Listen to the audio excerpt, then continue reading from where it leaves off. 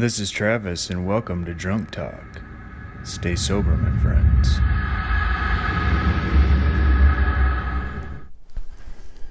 What's going on, brothers and sisters? Travis coming back at you with another round of Drunk Talk. We tend to oftentimes glamorize our alcoholism. I know me in particular, I always catch myself telling stories of the good old days, or just not necessarily even good old days. I'll be discussing my alcoholism and almost like in a laughing manner. It's like, oh, I crashed a car, and just a story, and we tend to laugh about it and make it look like it's no big deal. In actuality, I mean, it's a really bad thing.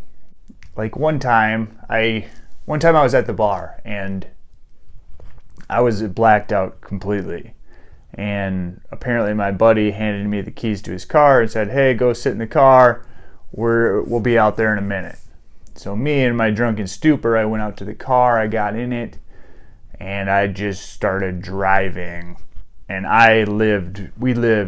and my buddy lived in a house probably 7 miles out of town. Well, as I was driving, apparently I must have just dozed off and drove off the road. And when I actually came to, I was upside down in the car, and I remember crawling out, and I just ran up to the road and waved somebody down, and it just happened to be somebody that I knew. And long story short, I never really got in any trouble or anything like that. But the whole point that I'm trying to make is, when I find myself telling this story, and it's like, I did this. It's kind of a big deal. I mean, if I would have ran somebody over, or if anything would have happened just a little bit differently, I would be in prison. I would have killed somebody. Something could have dramatically went wrong, and my life could be in a completely different situation than what it actually is. And that's just one story. I have many of those.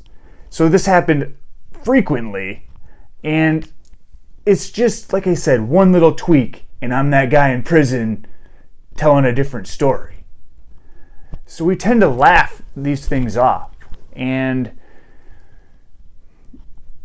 it's just, alcoholism is a bad thing, and it drags you through the gutter. But we have a tendency to glamorize our past lives. I mean, I read the book called The Dirt. It was about Motley Crue and all those guys, how they used to get drunk and drugged up and all.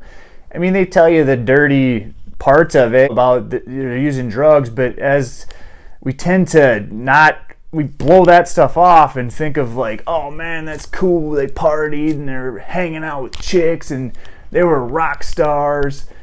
We don't put ourselves into the negative depression of just how it really affects you. We look at the glamorous part of it, and it's weird how our mind works that way.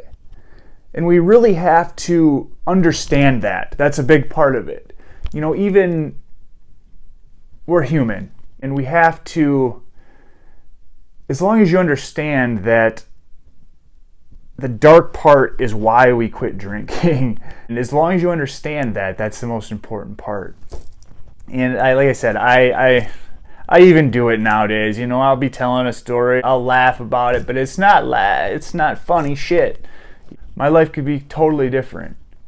And, I'm human just like everyone else. So I'm not going to beat myself over the head for it.